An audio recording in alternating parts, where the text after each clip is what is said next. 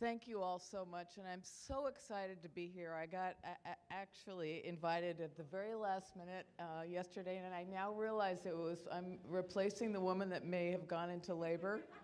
And let me tell you, I'd much rather be here than doing what she's doing right now. So I was asked to say a little bit about my company and then a little bit about my journey here. And I've been in Silicon Valley for over 30 years, and there's a few comments I'll make about that at the end. And I was pretty raw in what I'm going to tell you. But first, let me tell you about my company. It's called the Detection Group, and what we do is cloud-based IoT sensing in commercial buildings. And we're specifically focused in the number one problem that buildings have, and that is water damage. If we go to the next slide, is somebody flipping these, or do I flip them?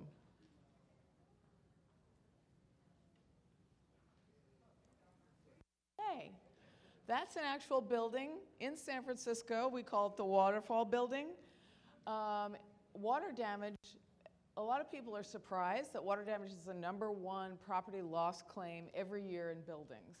And it's often thought, oh, maybe it's fire or something. No, water damage is way more complicated. Oh, thank you. Thank you. Thanks, Jackie. And with water damage, is not just the cost of the cleanup, but it's also, unhappy people, liability, litigation. Who's had water damage like in their home or something? Is anybody? Yeah, look at this. I mean, it's really a common thing. And so if it's common in your home, you can imagine if you're in a 30, 40, 50-story building, how expensive that can be. And mold, if mold happens, and it can happen within 48 hours, it becomes very, very expensive. So it's a big problem. So this is sort of what we're focused on. And we're an enterprise platform that manages and monitors commercial properties for water leaks. And we call it the smoke detector for water. We have around 300 buildings right now up and down the West Coast, and we're moving east. Cover about 50 million square feet and about $27 billion of real estate value. So this is a problem, and we're just starting to solve it with the number of buildings out there. What I'm really proud of is that we've never lost a customer. That's a 10-year situation. So that means that people have been paying us for many years because we've solved this problem. That's a quick look at our customer list. We're building standard with the Irvine Company and Kilroy Realty, but we're going into, my biggest exciting news is that we're going into Salesforce Tower right now, which, has anybody heard of Salesforce Tower?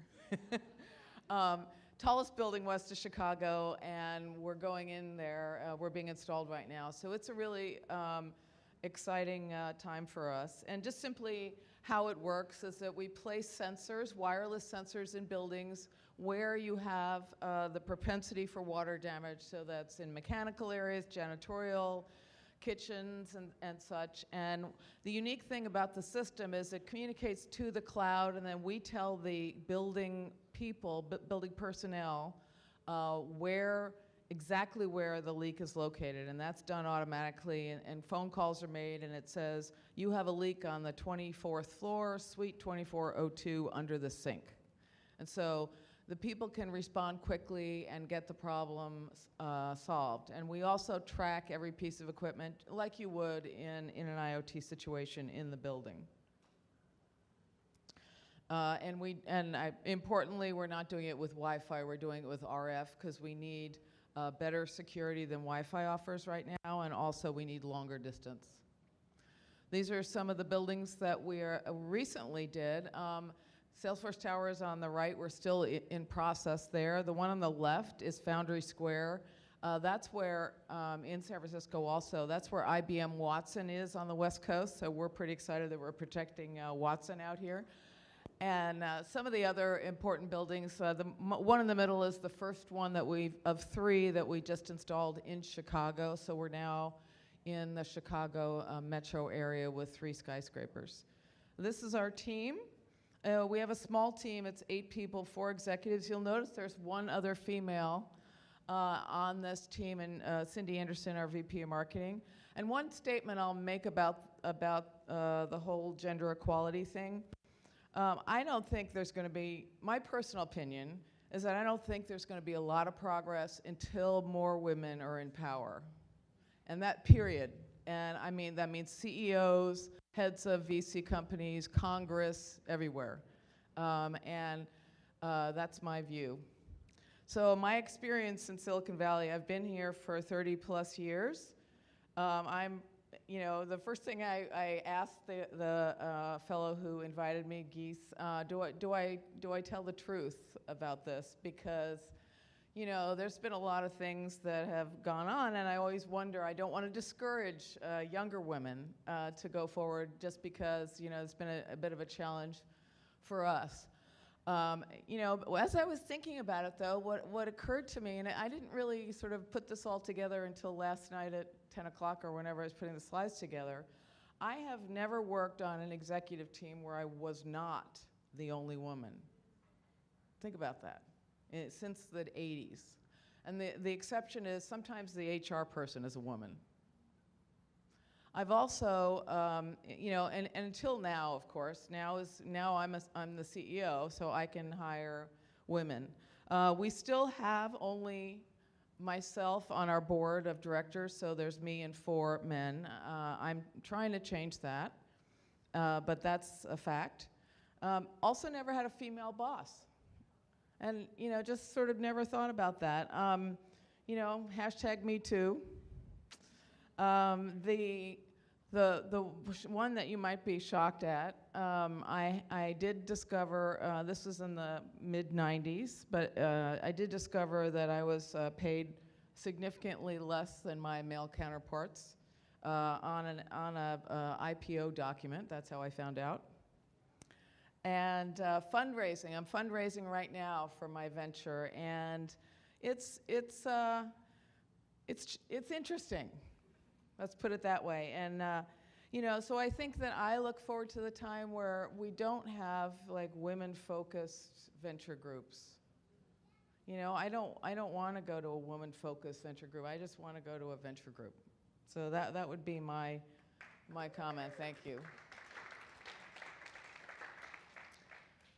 And then this is my last slide, really. Lessons learned. Band together. I mean, I think events like this are just awesome. And I want to shout out in particular to the men that are here, because usually what we do is we women talk amongst ourselves about how all rotten it is. And Xander in particular, I mean, a shout out to him. I think he deserves another hand to be up here with everybody. So that was awesome. I really think that, if the more we talk amongst all of us, the better. Don't take yourselves too seriously. I think it works for me when I am faced with a situation. I tend to make light of it and not to make the person feel uncomfortable, but to rather just show them that they are saying something that may not be appropriate, but not, I call it trash talking, but not put them down.